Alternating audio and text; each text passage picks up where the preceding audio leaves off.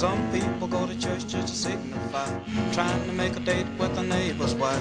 Brother, let me tell you, just as sure as you're born, you better leave that woman alone. Go tell that lonesome liar, go tell that midnight rider, tell the gambling, rambling, backside of town, gonna mighty gonna cut him down.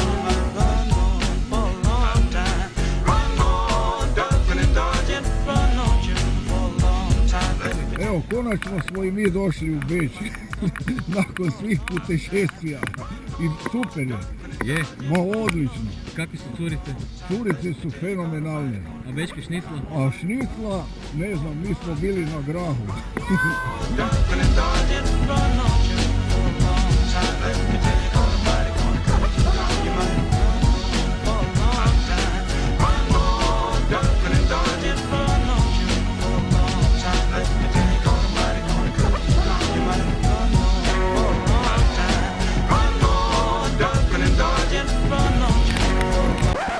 To su moji najdraži.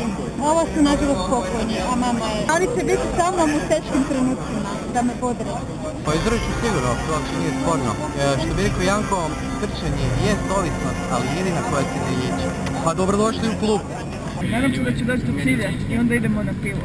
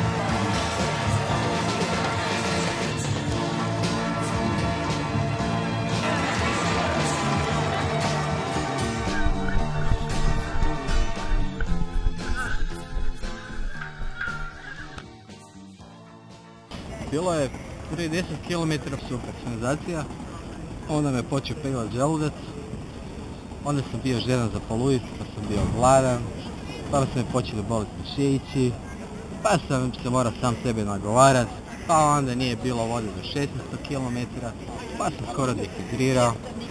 Ja sam zadnjih 5 km na glavu došao do cilja jer noge su mi već totalno bilo otkazale, grčevi u listovima. Nisam više znao za sebe, ali došao, izdržao. Keep on running. Walk a mile in my shoes. Walk a mile in my shoes. And before you abuse, criticize and accuse, walk a mile in my shoes. Walk a mile in my shoes. Walk a mile in my shoes.